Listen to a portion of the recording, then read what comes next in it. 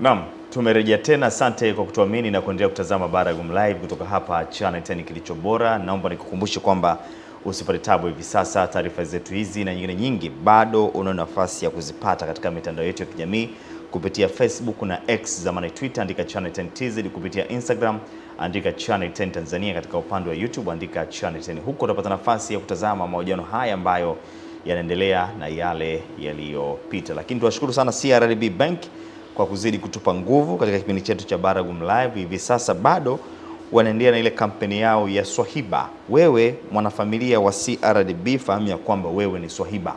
Hivi sasa una nafasi ya kushinda vitu vingi kweli kweli, pikipiki, bajaji, bila kusahau fedha taslim na gari aina ya Nissan Dualis. Kwa hiyo wewe cha kufanya, fanya malipo yako kupitia sim banking mara kwa mara, utajikuta tu tayari umekwisha shinda zawadi kutoka CRDB Bank. CRDB Bank wanasema ulipo na wenyewe wako hapo hapo kwa lengo la kukuhudumia wewe Mtanzania. Nilikuahidi hapo awali kwamba studio tutakuwa na mchambuzi wa masuala ya fedha na uchumi, ndugu yetu Ali Mkimo, na tayari amekwisha wasili katika studio zetu za Baragumu Live, na tutakwenda kuichambua ripoti ya CAG pamoja na TAKUKURU, ambapo jana Mheshimiwa Rais Dr. Samia Suluhu Hassan aliweza kukabidhiwa pale Ikulu ya Dar es Salaam. Kwa hiyo yako mambo mengi zaidi ambayo atakuja kuzungumza katika jicho la kiuchambuzi, japo sisi tulianzia katika mwanzo kuizungumzia hii ripoti ya CAG. Karibu sana Bwana Ali Mkimo. Shukrani sana. Ndio. Shukrani sana. Na sisi tunakushukuru sana kwa kuja, kwa sababu Watanzania wanahitaji uchambuzi wa kina zaidi. Na moja ya jukumu la chombo cha habari ni kuhakikisha kwamba tunatengeneza mazingira rafiki na rahisi ya mwananchi kuweza kupata taarifa mbalimbali, lakini pia kwa uchambuzi wa kina zaidi. Ripoti ya CAG ina mambo mengi sana. Mengi kweli kweli, na hatuwezi kuyamaliza kwa sababu hata jana Mheshimiwa Rais alipokea muhtasari wa ripoti nzima. Sasa lakini katika yote ilizungumziwa kwamba hati safi ni 99.5%. Hii ina maana gani? Ambacho kinaonekana ni unajua ukizungumzia hati safi, inapotokea audit anakwenda, mkaguzi anakwenda kufanya ukaguzi kwenye taasisi fulani, labda yeye anachokifanya pale anakwenda kuangalia maeneo ambayo kitaalamu tunasema yana materiality, yani unahisi kabisa maeneo haya na shaka, nahisi kuna riski hapa ya ubadhirifu unaweza ukatokea. Na ukijaribu kuangalia wakati mwingine auditing inapofanyika ni kama sampling. Nakumbuka mkaguzi mkuu, mdhibiti wa hesabu za serikali na mkaguzi mkuu, kumbuka yeye anachokifanya anakagua taasisi nyingi za umma. Kinachotokea ni kwamba kuna maeneo inafanyika sampling ili upate hayo maeneo yenye riski, unakwenda kujaribu hayo maeneo, na kinachopimwa hapa ni zile tunazoziita internal controls, njia za ndani za kudhibiti ubadhirifu kuweza kutokea. Hiko ndicho ambacho kinapimwa. Ndo kama tunapima internal controls, anayezisimamia kwa ukubwa ni internal auditor, yule mkaguzi wa ndani. Kwa hiyo kinachofanyika, inakwenda kufanyika hiyo sampling ya maeneo ambayo unaona haya yana riski. Baada ya kwenda kuyachunguza hayo maeneo, unakuja sasa kuangalia kipi kimetokea. Je, wameripoti vipi taarifa zao za kifedha na kihasibu? Utaomba baadhi ya financial statements, hizo taarifa za kifedha. Utaomba income statement au unasema statement of comprehensive income, ambayo inaonesha mapato, matumizi, jinsi yalivyokaa. Unaangalia, je, wameripoti kulingana na viwango vya kuripoti taarifa za kihasibu? Ndio maana miongoni mwa viwango ambavyo vinaangaliwa kwa ukubwa, mfano ni IPSAS, tunasema International Public Sector Accounting Standards, viwango vya kimataifa ambavyo vinahusisha taasisi hizi za umma za kuripoti taarifa za kihasibu. Ukitoka hapo utaangalia, je, wamefuata viwango mbalimbali vya kimataifa jinsi ya kuripoti zile taarifa za kihasibu. Ukishatoka hapo sasa unakwenda unaangalia labda watakupatia na taarifa ya madeni na mali zinazomilikiwa, tunaita statement of financial position, hali yao ya kifedha imekaaje. Utaomba hadi cash flow statement, taarifa inaonyesha mtiririko wa cash ambazo zimefanyika. Ndio maana kwa sisi ambao tunayafahamu ya masuala ya fedha, tunaposikia hasara imetokea, kuna nyakati tunaomba tuoneshwe hata hizo taarifa za cash flow statement, hizo financial position, ili tujue hasara hii ina gani, kwa sababu wakati mwingine si kila hasara ni hasara. Kwa hiyo tunatamani tuone hasara hii imekaa katika mtindo wa aina gani. Lakini ukisema tu ni hasara imetokea, tayari mtu anajua hapa kulikuwa kuna mambo yasiyo na tija, vitu vimekwenda kushoto kabisa. Wakati mwingine zipo hasara zinazotokana na kutaka kurescue situation. Kwa hiyo tuone kwanza ni hasara aina gani. Kwa hiyo ukishaangalia ukagundua kwamba reports zimeandikwa according to standards, basi hii ni hati safi, regardless, haijalishi imepatikana faida wala hasara. Hata hasara pia inaweza kutengeneza hati safi, ni sawa tu, ili mradi viwango vilifuatwa. Naomba rudie hiyo. Hata hasara inaweza ikawa kwenye hati safi, so long as viwango vya kuripoti vilifuatwa. Unaweza ukawa mtu ana mwandiko mzuri lakini amepata 0. Unaelewa hivyo vitu? Yani viwango vya kuandaa vitabu vya mahesabu vilifuatwa vizuri kabisa, vikaonesha loss mwishoni, ili mradi standards zimeonekana za kuripoti zile taarifa, utasema hii ni unqualified opinion. Tena ikikaa kwenye lugha kitaalamu inachanganya kabisa. Unqualified opinion ndo hati safi, qualified opinion ndo mashaka nayo, alafu adverse opinion ndo hati mbaya kabisa. Na mwaka huu ambacho kimenifurahisha, hakuna disclaimer of opinion. Yani pale ambapo anakwenda mkaguzi kukagua, alafu hana maoni, yani anashindwa kutoa maoni. Safari hii sikuiona hiyo, na hawakuisema, na amezungumza jana CAG kwamba haipo eneo ambalo alienda akashindwa kutoa maoni. So inavyoonekana maeneo mengi yaliyokwenda walimuonesha ushahidi wa taarifa. Maeneo aliyokwenda walimpatia ushahidi wa taarifa kwamba kuna hiki, kuna hiki. Ina maana huku kwenye hati mbaya kunaonesha kuna changamoto nyingi, na yenyewe ni moja tu ukiangalia. Kwa hiyo unaweza tu kupata picha kwamba kuna sehemu kuna ufanisi umeongezeka, hasa kwenye kuripoti taarifa za kifedha. Hizi reporting standards zimeanza kufuatwa sana. Na hii nitoe kongole kwa wanaowatengeneza maafisa wa uhasibu wa kihasibu. Ina maana wameanza sasa kufanya kazi nzuri sana tu kwa ukubwa. Ukiangalia hata ripoti iliyopita inakwenda kwenye 99%, asilimia 99 sasa hivi. Unaona kabisa tunazidi kuendelea kubaki kwenye pace ile ile. Kwa hiyo eneo la reporting standards, kuripoti taarifa za kifedha, hili eneo naona sasa tunazidi kufanya vizuri. Naelewa kwa nini hata ule mkutano wa auditors ule wa wakaguzi wa Afrika ulifanyika pale Arusha hapa nchini. Unapata tu picha kwamba tupo kwenye sehemu nzuri, hasa kwenye reporting standards, kutoa taarifa hizi za kifedha. Unaona kabisa mambo yanakwenda safi kabisa, transparency inazidi kukua na mtindo wa kuripoti. Na unaweza kuona jana CAG hakuacha kitu. Tunatamani mwakani afanye na lifestyle auditing. Nchi zingine wanakagua mtindo wa maisha pia wa watu ambao wamepewa mamlaka kuendesha hizi taasisi. Of course kuna nchi zinafanya lifestyle audit. Mfano kama Kenya walizungumza juu ya kulifanya hilo, ianzishwe hiyo lifestyle auditing, unaokagua mtindo wa maisha, anafaa brands za aina gani kiongozi, anamiliki vitu vya aina gani, japo muda mwingine na uonevu vipi kama amewekeza mwenyewe. Hiyo watu watakimbiana hiyo. Watabadilisha majina ya kampuni zao haraka iwezekanavyo. Mtu ataigiza yuko dhalili kabisa, asionekane kama ana fedha. Pale bungeni watu kula machungwa mwanzo mwisho. Muda wa lunch. Kula machungwa. Kama mheshimiwa mmoja kula machungwa wewe kwenye gari.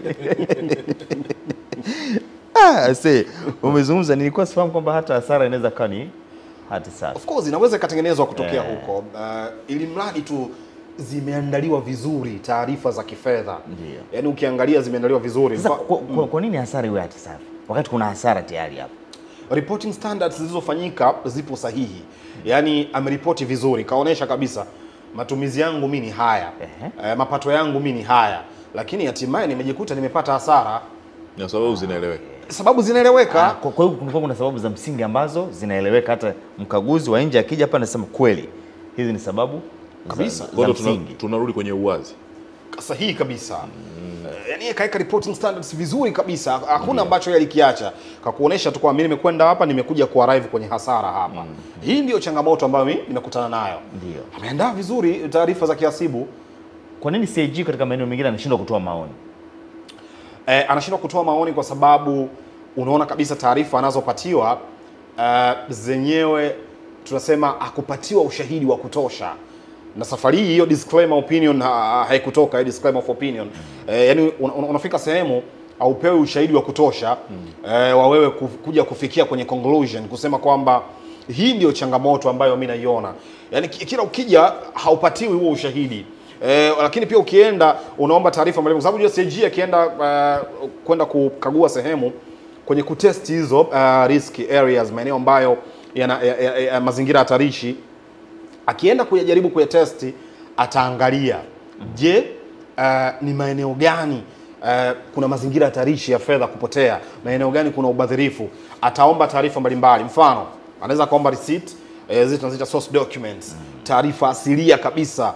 Naomba bank statement nione, kwa sababu utampa zile financial statement, labda unampa taarifa mapato na matumizi, unampa inaonyesha mali na madeni ambayo yamekuwepo, unampa labda taarifa inaonyesha mzunguko wa cash ulivyo. Yeye sasa anaangalia labda ameona kuna sehemu kuna muamala ulifanyika, ataomba umuoneshe hizo bank balances jinsi zilivyo, ataomba receipt, ataomba mikataba ambayo imekuwepo. Sasa unaomba ushahidi huo haupatikani. Umekita kambi pale, unatoa maoni gani? Siku 2-3 watu wanakuja wanakuangalia tu. Bwana naomba ushahidi huu, wanakuangalia. Sasa unachokwenda kukifanya mwishoni utasema tu kwamba mimi kwa kweli hapa nimeshindwa kutoa maoni, sababu hata ushahidi ambao unapatiwa hautoshi. Utatoa maoni gani? Kwamba hata ushahidi unaopatiwa haueleweki. Kwa hiyo mwisho wa siku unashindwa kuja kwenye opinion kusema hapa kuna changamoto. Tofauti na hati yenye mashaka, kuna taarifa zimeandaliwa unaziona, ila zipo sehemu kila ukiangalia una doubt, kuna baadhi ya maeneo hapa yana changamoto. Sasa hapa utasema hii hati kwa kweli kwangu naiona ina mashaka kidogo. Hii ni qualified opinion, kwangu mimi kidogo inanitia wasi kwamba je, hizi transactions zilizofanyika zipo sahihi? Hii miamala iliyofanyika ipo sahihi? Na mimi ninachompenda CPA Kichere, anakagua mpaka upembuzi yakinifu, yani hakuna kitu anaacha. Yani yeye kila taarifa anapita nazo zote, anakwenda kuitest, unaona. Kwa hiyo unapata tu picha kwamba ukiona eneo unapewa ushahidi wa kutosha na ukafika kwenye conclusion, basi unaweza kuja na hicho ambacho kinapaswa kiende. Na yote kwa yote pia pongezi hizi zimwendee Rais wa Jamhuri ya Muungano wa Tanzania Dr. Samia Suluhu Hassan, kwa sababu kuruhusu kwamba twende forward, transparency wepo, tuone, yani sisi tujionee nini kinaendelea, vitu vya aina hii kisifichwe kitu sahihi kabisa. Kwa kweli ni kitu kizuri sana. Kwa hiyo unapata picha ya aina hiyo, lakini ukisikia adverse opinion, hiyo ni hati mbaya kabisa. Kiasi kwamba kuna changamoto nyingi, hata reporting standards hazikufuatwa. Ndio pale unajionea mwenyewe, matumizi yamekaa kwenye eneo la profit, unaangalia huku umegeuka, unaona hasara imekaa katika mtindo ulio tofauti, mali na madeni havieleweki. Standards za kuandaa vitabu vya mahesabu hazikufuatwa kabisa. Hii ni adverse opinion, hati iliyo mbaya na chafu kabisa. Kwa hiyo inakuwa ngumu kuja na hayo. Ali Mkimo, Mheshimiwa Rais jana alizungumza kumeongezeka ufanisi. Jana alizungumza na ufanisi huu ambao umeongezeka katika hii ripoti ya CAG kumesababishwa na nini hasa? Kwanza ni types of audit, yani zile aina za auditing ambazo zilifanyika.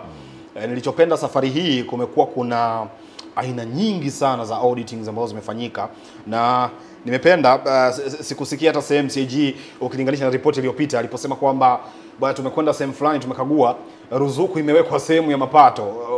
Unaelewa hicho kitu, kwa sababu ruzuku ni fedha ambayo ilitoka kwa ajili ya kuwezesha, haikuwa sehemu ya mauzo wala kitu chochote kilichofanyika ambacho kilileta fedha. Ilitolewa kwa sababu maalum. Sahihi kabisa. Na aliainisha kwamba kama isingekuwa ruzuku, taasisi hii labda ingeweza kupata hasara zaidi ambavyo ilipata hasara. Kwa hiyo ameendelea kutenganisha vizuri kabisa. Kwa unapata tu picha hata kwenye uandaaji wa taarifa zile za kiasibu ulikuwa ulio proper, na ufanisi huu pia umeongezwa na mifumo kusomana. eneo lingine ambalo limeleta tija sana, ilizungumzwa sana swala la mifumo kusomana. Ile hiyo integration iliyofanyika walau imeleta tija huko kuifungamanisha. Lakini kuna aina za auditing ambazo zimefanyika, mfano special audit, ukaguzi maalum kabisa. Huu ni ukaguzi ambao huwa unafanyika baada ya nyinyi kuhisi kwamba pale hapana, kuna shida pale, hapako sawa. Wanaweza wakaomba ukaguzi wa aina hii ufanyike, kwamba tunahitaji ukaguzi huu ufanyike, kuna eneo fulani tunaona lina changamoto. Lakini pia efficiency auditing, ule ukaguzi wa ufanisi na wenyewe pia umefanyika. Sasa kwenye uchunguzi sahihi kabisa, ukifanya uchunguzi wa aina hiyo ukawa unataka kufanya ujue kama ufanisi umefanyika, na ufanisi lengo lake ni kupunguza gharama ili mfikie kwenye tija. Aina hizi za ukaguzi ambazo huwa zinafanyika zinalenga kwenye kupunguza hizo gharama na kufikia kwenye tija ambazo zinahitaji kupatikana. So unaona kabisa real time auditing pia ilifanyika, ule ukaguzi wa mara kwa mara. Lugha hiyo hospitalini huwa inatumika sana. Unamwangalia mgonjwa aliye ICU mara kwa mara, unamwangalia kumpitia, kumuona anaendeleaje. Huku kwenye finance pia na masuala ya kifedha na wenyewe pia huwa tunafanya hiyo, tunaita real time auditing. Mara kwa mara unakagua kadi ambavyo muda unakwenda, unakagua. So, usisubiri hadi mradi umeisha, unakuja mwishoni tayari fedha zimekwisha ondoka, wewe ndio unakuja pale. Hiyo ni changamoto. Na unajua kuna kitu kimoja ambacho jana Dr. Samia amekizungumza, na ni kitu ambacho kweli kilipaswa kufanyika muda mrefu sana. Huyu ni Controller and Auditor General. Tunategemea kuona akifanya kazi ya kudhibiti na kukagua. Ni kama vile mara nyingi tumekuwa tunakagua sana, yani tunakuja mwisho kabisa fedha zimekwisha ondoka. Kuzuia vipi? Hiki ndio kitu cha kwanza kilipaswa kufanyika. Huu ufanisi unaoona, kuna tija zimetokana na kuanza kuzuia kwanza kabla ya kufika huku kwenye kukagua. Hili nalo pia limeleta tija sana. Nani anayezuia? Sasa hapa kwa taasisi hizi mbalimbali, ina maana wale wanaohusika kwenye tunaita zile kuzifuatilia zile internal controls. Kwenye hizi taasisi wanaohusika kufuatilia shughuli zinazofanyika pale ndani. Mfano, internal auditors wapo kwenye nafasi nzuri sana kulifuatilia hilo. Lakini pia huu ufuatiliaji unaweza kufuatilia pia na maafisa masuhuri. Na wenyewe our accounting officers wanatakiwa wafuatilie management board iliyokuepo, na wenyewe waangalie tu kwa ukubwa yale ambayo yanafanyika pale ndani. Lakini tunamtegemea internal auditors, yeye ndo wafuatilie zile internal controls, zile njia za udhibiti kutokea pale ndani, yeye ndo wafuatilie. Unajua mfano wa internal controls ni kama tu leo hii wewe ukienda kwenye computer iliyopo hapa ofisini ukasema huwezi kuingia hivi, labda uweke nywira kwanza. Hizo ndo internal controls. Au unaweza kuona ile karatasi limeandikwa prepared by, authorized by, ule mchakato wa wale watu wote wanaopitia. Hizo ndo internal controls, njia za kudhibiti. Sasa changamoto ya internal controls ni moja. Wanapoamua kushirikiana watu 5 hadi 10 kwenye huo mchakato, changamoto inaanzia hapo. Inawezekana kuna madudu mengine ya huko kwenye ripoti yametokea kwenye hicho unachokisema. Hali kuwepo na hasara kwenye mashirika ya umma, na mengine yanatajwa kila ripoti ya CAG, lakini bado kwenye gawio la serikali wanatoa. Hii imekaje? Unajua kitu kimoja, kuna baadhi ya mashirika ukiangalia yenyewe ni muhimu na yanatija sana. Kwa ukubwa tu huwezi ukayaacha. Mfano sekta ya anga leo hii, mfano wewe ukaikacha ukaisaliti, unajitia kwenye changamoto. Kumbuka sekta ya anga ni sekta muhimu sana, imebeba sehemu kubwa ya uchumi. Watalii utawabeba kutokea hapo, lakini pia utazungumzia usafirishaji, biashara ambayo inaweza ikafanyika, kusafiri kwenda na kurudi, zile tija ambazo zinaweza kupatikana, unategemea mapato au fedha za kigeni kutokea hapo. Kwa hiyo ni sekta ambayo wakati mwingine uwekezaji wake unapaswa kuendelea kufanyika tu kwa ukubwa. Japo changamoto ambayo inatokea sana kwenye haya maeneo, unapata picha ni kwenye matumizi kuwa makubwa kuliko faida ambayo inapatikana. Mfano kama hizo ndege, unasikia maintenance cost ambazo zimekuwepo, unaona kabisa kumekuwa kuna gharama kubwa sana.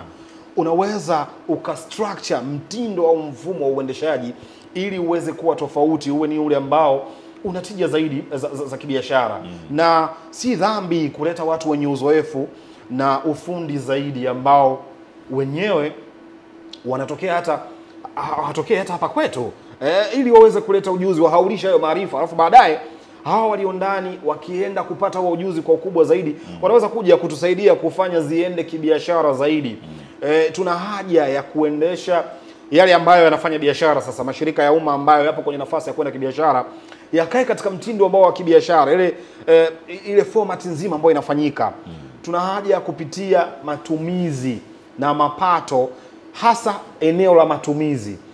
Hizo cost ambazo tunakutana nazo. Unajua hichi kitu ni chepesi sana. Leo hii ukitaka kuanza kushughulikia hili swala, nenda omba hiyo statement of comprehensive income, hiyo inayoonyesha mapato na matumizi. Kaa nayo. Wewe usiende eneo lolote, dili kwenye expenses pale, angalia matumizi yote ambayo yanahusika kutoka mwanzo hadi mwisho. Alafu angalie, je, fixed cost, variable cost, hizo gharama ambazo zinaendana na uzalishaji, ambazo haziendani na uzalishaji, angalia namna gani tunaweza kuzipunguza hizi gharama.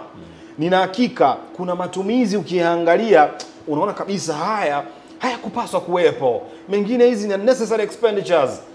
Haya mashirika ya umma kama yakiweza kupunguza matumizi, nina hakika anaweza kuifikia hiyo tija wanataka kuifikia. Tudili na eneo la matumizi tu kwa ukubwa, na kama ikiwezekana tukiona eneo la matumizi limekuwa ni gumu sana, basi hakuna budi ya kuangalia mtindo mzuri wa kutufanya tuyakimbie hayo matumizi. Kuna baadhi ya maeneo, kuna baadhi ya asset, ukiona asset hizi mimi kuwa nazo kwangu ni mzigo, una rent, unakwenda una lease, unachukua ile asset kwa kuikodisha ili kuepuka gharama ambazo unaweza kukutana nazo. Ndio. Kwa namna moja ama nyingine. Kwa hiyo wewe unaangalia matumizi, ni kama ambavyo wewe ukiwa unafanya biashara, kuna baadhi ya overheads, yale matumizi ukiangalia unaona haya mimi naweza kuyapunguza. Haya siwezi kuyapunguza. Mfano mzuri tu, mfano mdogo, mfano mwepesi tu. Mimi nina duka langu mfano. Hilo duka nikiondoka usiku huwa nawasha taa. Naacha taa zikiwa on na kwenda nyumbani. Baadaye unagundua kumbe gharama za umeme pia zimechangia vilivyo mimi kupata hasara. Kwa nini ukiondoka usizime? Kwa nini usipunguze baadhi ya matumizi?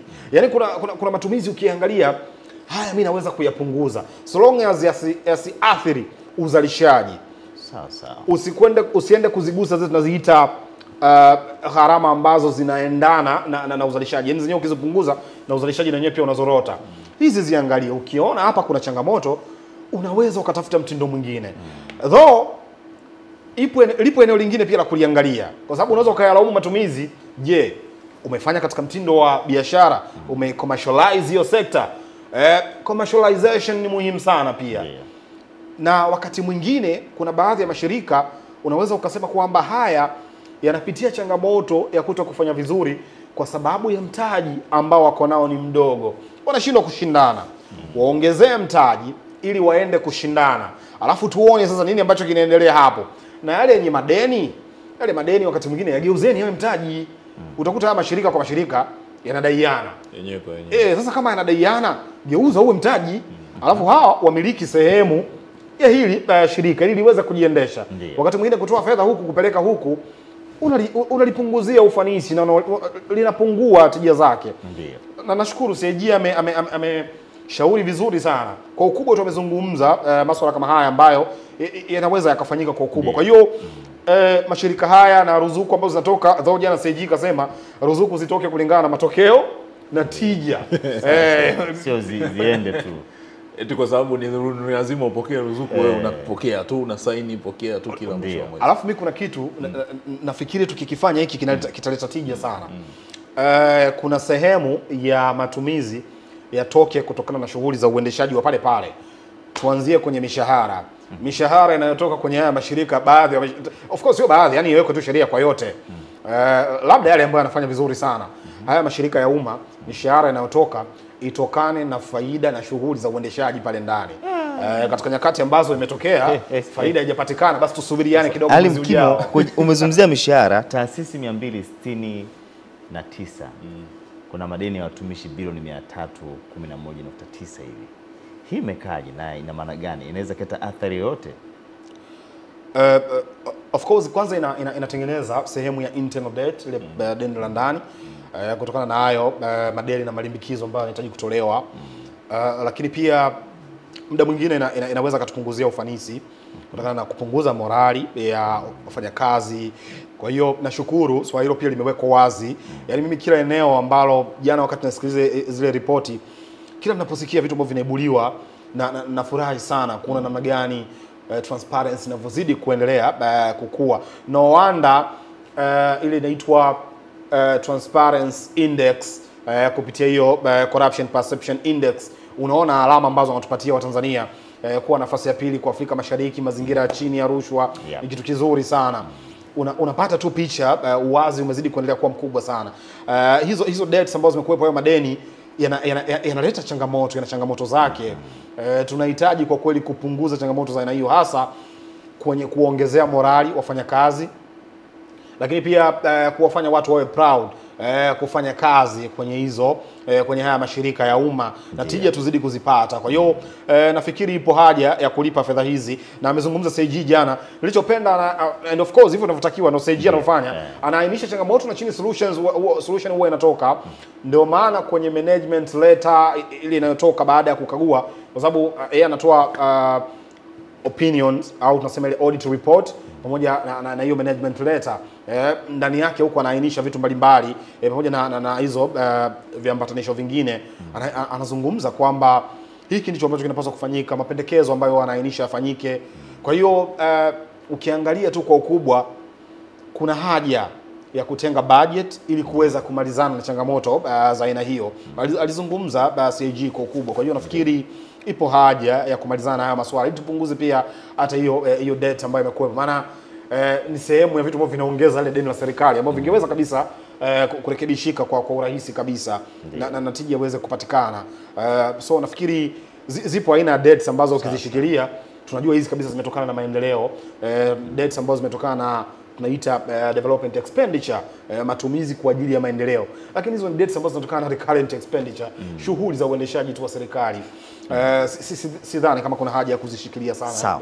Shirika la Reli Tanzania limetengeneza hasara kama zaidi ya bilioni 220 hivi, lakini CAG akazungumza ni kutokana na uhaba wa vichwa, lakini pia na uhaba wa mabehewa, lakini pia na changamoto ya miundombinu kutokana na kushindwa kutoa huduma kwa kipindi cha muda fulani. Lakini pia serikali ikatoa ruzuku, ilitoa fedha, sasa sio ndio ruzuku hiyo, ilitoa fedha kama B20, akasema huenda ingeneza hasara bilioni 250 na kitu hivi.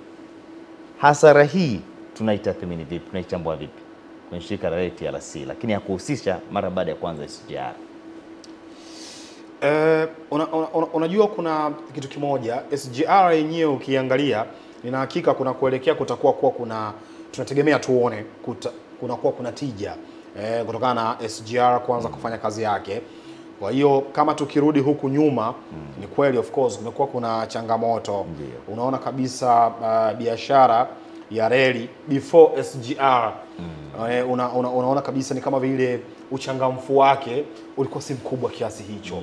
Na mara kwa mara izungumzwa swala la kurevitalize, kuihuisha izidi kuwa na nguvu, izidi kufanya vizuri, biashara ichangamke tena. Vitu vya aina hii vilizungumzwa sana. Lakini pia biashara, ushindani, unajua kibiashara ukizungumzia hizi njia za usafirishaji zenyewe zina ushindani wake. Mtu akiona huku kuna gharama ata opt kutumia barabara, akiona huku kuna changamoto ata opt kutumia usafiri wa ndege. Meli pia kwa wale ambao ni sio land linked countries, sio nchi ambazo hazijapata changamoto ya kutokuwa na bahari. Kwa nchi ambazo zina bahari zinaweza zika opt kutumia meli. Kwa hiyo unaona kabisa kwamba ni biashara ambayo ilikuwa ina ushindani wake. Kwa hiyo usipowekeza vizuri, mtu atakwenda atatafuta substitute product, bidhaa mbadala ili aendane nayo. Kwa hiyo nafikiri hii hasara ambayo imetokea hapo na sababu zimeainishwa, kwanza pia ni kufungwa pia kwa hiyo njia, mvua ambayo ilipiga takriban kwa miezi 4 ikasababisha hiyo changamoto kutokea. Sasa hizo ni sababu ambazo zipo nje ya uwezo wakati mwingine. Lakini pia huo uhaba, limezungumzwa swala la kuwekeza huko, kuona namna gani tija inaweza kupatikana. Na miongoni mwa vitu ambavyo nimefurahi, nimeona uwekezaji ambao unakwenda kufanyika, mfano kwa reli ya Tazara. Kwa hiyo nafikiri mimi nategemea baada ya miaka 2-3 nione walau kuna tija sasa kwenye biashara inatokana na usafirishaji kupitia reli, walau tuone faida hiyo hata baada ya miaka 5, maana wengi huwa wanaweka hiyo hicho kigezo cha miaka kuanzia 5 kuelekea 10. Faida sasa tuanze kuiona kutokea huko. Kwa hiyo na expect kuona walau sasa tuanze kupiga hatua kutokea hapo, kutokana na uwekezaji ambao unaweza ukafanyika. Hizi biashara zenye ushindani unahitaji kuwekeza sana ili watu waweze kuvutika zaidi. Angalia tu SGR, uwekezaji ambao umefanyika. Wakati mwingine ukiingia unaweza kusema hii ni private sector, jinsi ambavyo uwekezaji uliofanyika kutokea kwenye hatua ya mwanzo hadi ya mwisho imekaa competitively. Sasa ukifanya vile kiushindani, rahisi kuwavuta watu kuweza kutumia aina hiyo ya usafiri, lakini isipokwenda kiushindani. Ndio maana nikazungumza nikasema kama tunaweza kuyafanya mashirika haya ambayo yamekaa katika mtindo wa biashara, hizi GBE, government business enterprises, zenyewe zikikaa katika mtindo mzuri ambao upo competitively, unashawishi watu kuweza kuja kushindana, tunasema kushindana na watu wengine ambao wapo kwenye private sectors. Though tunasema serikali inatoa huduma, lakini dunia sasa hivi jinsi inakoelekea, ukishindana inaleta tija pia zaidi na kufanya mashirika ya umma yawe na nguvu sana. Though tunajua serikali ikiamua kushindana wao wanaweza kuwa na nguvu zaidi, lakini sasa tunachozungumzia hapa ushindani huu uwe fair na kwa private sector, lakini walau kaeni katika mtindo ulio competitively. Mkikaa hivyo, ipo faida kubwa sana ya watu kuwachagua nyinyi. Wakiwachagua nyinyi, faida inaweza kupatikana na tija hizi zikarudi kwa watu wengi zaidi. Kwa hiyo nategemea kuona uwekezaji huu ukileta tija zaidi, tofauti na biashara ya anga ambayo yenyewe ndio unahitaji kuwekeza, unahitaji kufanya restructure na upitie mtindo na mfumo mzima uliofanyika kule ndani. Na mimi nasema tiba iko pale pale kwenye statement of comprehensive income, ile taarifa ya mapato na matumizi. Nenda kwenye eneo la expenses pale, tiba inaweza kuanzia pale, alafu mengine yatafuata. Alikuwa fupi. Shirika la TANESCO umeona kilichopendekezwa na CAG. Kuna kampuni zilipata tenda kupitia shirika ambazo wanapendekeza zifutwe. Kwa miaka 10 hazijaanza kuzalisha bado hizi nguzo za zege. Zinaagizwa tu nje, pamoja na kwamba fedha za mtaji tayari zilisha zimetolewa. Hii maana yake ni kwanza hapa ni utayari, hiyo inaweza ikawa ni changamoto kwa miaka 10 hali. Of course, yani unajua kuna kitu kimoja. Utayari ambao na uangalia hapa before kuanzisha hizi taasisi, lazima iandaliwe ile structure nzima na plan ya jinsi ambavyo itakavyokwenda kuoperate. Sasa Kabla hatujaenda huko. Yes, kabla kuanzisha taasisi. Yawezekana analysis iliyofanyika, ile feasibility study ambayo ilifanyika, ukiangalia ilionyesha kwamba inaweza kuwa hii plan inaweza kuwa feasible, kwamba tunakwenda kuandaa hii taasisi. Tumeandaa vitu vya aina gani? Kwa sababu mimi I do not believe kwamba taasisi ilianzishwa au kampuni ilikuwepo alafu mwaka wa kwanza hadi wa 10 wao hakuna vitu viliwakwamisha. Ipo sehemu walikwama, hasa kwenye uzalishaji hadi kufikia kwenye kuandaa hizo bidhaa ambazo zinatakiwa zipatikane, hizo nguzo za zege ambazo zilizungumzwa. Picha tu unaoipata, vipo vitu vilivyokwamisha, either uzalishaji, mfumo wa kuzalisha, malighafi zake, kuchakata hadi kufikia kwenye kuipata. Sasa kama ni mfumo ndio, kama ni tunasema jinsi ya kuzalisha ndio ilikuwa changamoto, utarudi nyuma. Wakati inafanyika feasibility study ilikuwaje? Mtindo uliotumika ilikuwaje? Unajua tena actually kwenye hii ripoti ukilinganisha na ile iliyopita, kuna baadhi ya maeneo CAG alikuwa anasema ulifanyika upembuzi yakinifu, baada ya mradi kufanyika ikaonekana kwamba gharama zimeongezeka zaidi yalivyotarajiwa awali. Unaelewa hichi kitu? Kwa hiyo unapata picha kwamba wakati mwingine inaandaliwa plan alafu imekuwa underestimated, imekadiriwa chini. Baada ya kuingia sasa huu mziki mzito. Ndio maana unaona changamoto za aina hii zinatokea. Inawezekana kutokea mwanzo kuelekea huku mwisho, kutoka huu mwaka wa kwanza hadi mwaka wa 10, nina hakika vipo vitu vimewakwamisha. Ikitokea unakaa nao chini unawasikiliza, watakupatia tu areas ambazo zinaonyesha kuna maeneo yaliwakwamisha. Ndio maana haya katokea. Tunarudi nyuma kwenye game plan. Je, hivi vitu ambavyo vimewakwamisha havikuwazwa kutokea mwanzo kabla hii taasisi kuwa imeanzishwa, hii kampuni kuwa imeanzishwa. Hivi vitu ni vya kuviangalia sana. Sawa sawa. Kabisa. Ndio. Ali Mkimo, tuna kama dakika 2. Kwanza tufahamu kwa dakika moja tu Ali Mkimo, kuna baadhi ya halmashauri zilisema zitakusanya bilioni 15, zikakusanya bilioni 3. Hii ina maana gani? Na wao kuweka mpango wao sawa, lakini pia wakati tunahitimisha pia tuambie ripoti ya CAG na TAKUKURU ina maana gani kwa mwananchi? Kwa ujumla wake. Dakika moja japo kwa ufupi wake, kimahesabu zaidi. Shukran sana. Kwanza kabisa tukizungumzia hizo halmashauri ambazo zilipanga kukusanya na mwisho wa siku malengo hayakutimia, hapa ni mawili. Ndio hiyo swala la makadirio yaliyofanyika na hatimaye nini ambacho kimetokea. Lakini pia naweza kuwa mlikadiria vizuri, kwa sababu mimi kuna halmashauri ambazo nikiziangalia tunasema walipaswa kabisa kufikia hapa. Yaani kabisa unasema walipaswa kufikia hapa. Ilikuwaje wa kufikia hata nusu? Unaona kabisa kwamba hili liwezekana. So ambacho kinatokea wakati mwingine ni changamoto ambazo kwanza zinaweza kuwa changamoto ambazo zipo ndani ya uwezo na nyingine zipo nje ya uwezo. Lakini nafikiri kuna haja ya kuendelea kuongeza zaidi vyanzo vya mapato ili makusanyo hayo yafikie malengo. Swala la umuhimu wa hizi reports kwa wananchi. Kwanza ukisikia ripoti ya TAKUKURU, ukipata taarifa za aina hiyo, leo hii hata mimi kama mwekezaji naona bora nije kuwekeza kwenye ile nchi, kwa sababu wako nafasi ya pili Afrika Mashariki kwenye viashiria vya rushwa vilivyo chini. Kwa hiyo naweza nikaenda kuwekeza. Na sisi wananchi fedha zinazotumika ni za kwetu. Kodi, tunalipia kodi. Kwa hiyo fedha ambazo zinatumika ni fedha za umma. Kwa hiyo lazima tuletee ripoti za aina hii. Narudia tena. Ilikuwa ni kitu kizuri sana na kinatija. Mimi nashukuru kwa kweli serikali ya Jamhuri ya Muungano wa Tanzania kwa walichokifanya kuendelea kutuletea taarifa with transparency, kuruhusu tuone haya yote. Ni tija sana kwetu. Ni Ali Mkimo, mchambuzi wa masuala ya fedha na uchumi. Tulikuwa tukidadavua kwa kina zaidi ripoti ya CAG pamoja na ile ya TAKUKURU, ambapo jana Mheshimiwa Rais Dr. Samia Suluhu Hassan ameweza kukabidhiwa. Endelea kuwa nasi.